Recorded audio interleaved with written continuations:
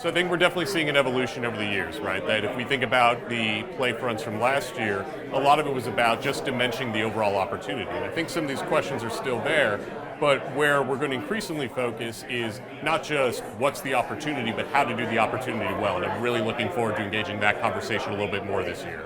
Can you give us a couple of examples of the range of opportunities through Activision right now?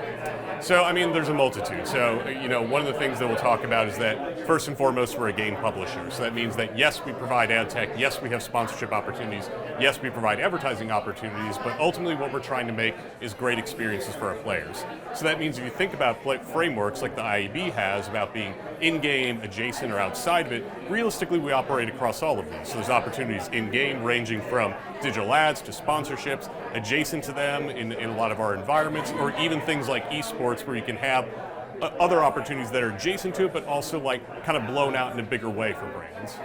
What's kind of the biggest challenge you see in terms of growing in-game advertising? So I think for the most part what we're seeing is that one, there's a lot of education still required. I think again what we're going to keep hearing today is a lot of stats about the opportunity, a lot of how the overall size of the space has grown. But again, realistically, when, where, and how to do so in the most effective way to reach scaled audiences. I think that's ultimately where advertisers are going to start focusing next. And what we want to do is be able to provide, as a publisher, the largest possible audience that we can yield to them in the most effective way possible.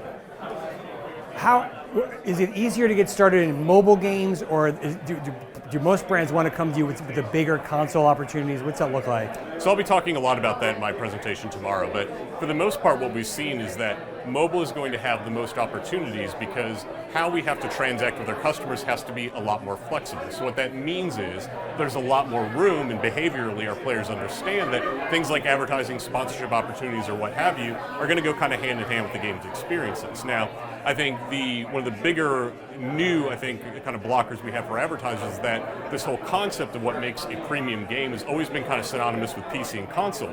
But the trick is, not only are developers like Activision Blizzard translating some of our best IP to mobile, but also we're going to get to a world where the device that someone plays on doesn't matter anymore. So all of this means that where advertisers should be focusing on is where is the content, what's the best possible content that they should be integrated with, regardless of device, because in 5-10 years, this distinction between console, mobile, or PC players is not really going to be all that sharp anymore.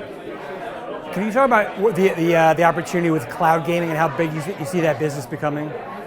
I mean, I think much in the same way that this distinction between devices is going to dissolve, a lot of that's going to be enabled by cloud. So to be clear, there's going to be a marketplace for mobile games and PC games and for console games for a long time. But what we'll see is that cloud gaming really allows for big experiences to be on smaller devices, big experiences to be on any devices you want. And one of the things that we talked about last year at the PlayFronts was research that showed generationally younger folks tend to want to consume media throughout the day. That means it needs to be convenient for them. So that means they want to be able to tune into things like gaming experience in a way that makes sense for them, that's convenient. Cloud gaming is going to be something that really unlocks that, alongside what we're seeing on mobile currently, that, again, they can kind of dip into these game experiences in a way that makes sense to them throughout the day, not just in the standard primetime spot, which doesn't really exist for them anymore. How are we doing in this medium in terms of measurement, and what needs to improve?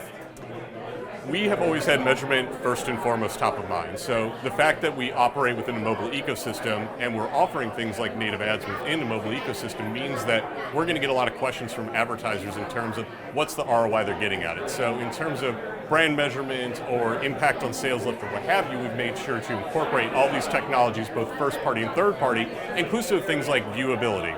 And the reason we want to do that is not just because it's good hygiene, but candidly, because gaming tends to do really well across these metrics. Again, if all of these are essentially proxies for things like attention, which again, we're now starting to get more and more interested in terms of measurement, we want to make sure that comes to the fore because candidly, people are paying a lot of attention to gaming, and that's really one of the superpowers that we have for advertisers.